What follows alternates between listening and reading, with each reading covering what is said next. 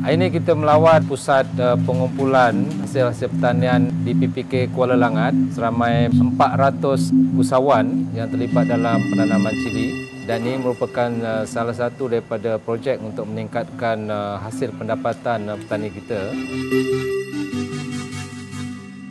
Kita ada buat pusat pengumpulan, dalam masa yang sama melahirkan lagi ramai usahawan untuk join dalam fertigasi cili ini. Dengan kumpulan yang kita dah wujudkan ini, usahawan tidak berseorangan, memberi banyak impak yang besar kepada petani. Usahawan yang nak menyertai kami, kita mengalung-alungkan. Hari ini juga kita melawat salah satu daripada pusat pengeluaran daging lembu feedlot. Mana yang dapat kita tengok tadi, di kawasan sini saja dah ada lebih kurang 300 lebih ekor lembu yang diusahakan oleh usahawan kita.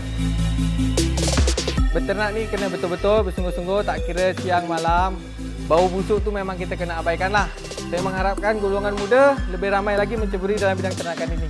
Dan sekarang saya telah berjaya dan saya boleh buktikan semua hasil-hasil saya.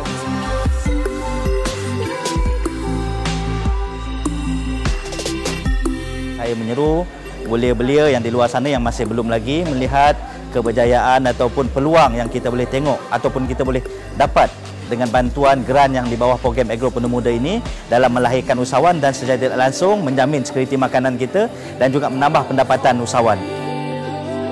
Bagi kami, dengan sistem yang betul, dengan ada mentor dalam projek pertanian ini, kita pasti ramai lagi orang muda untuk masuk ke dalam bidang pertanian dan akan menjadikan bidang pertanian ini sebagai kerjaya, bukan lagi sebagai part-time dan sebagainya, tapi dengan menggunakan kaedah yang betul lah.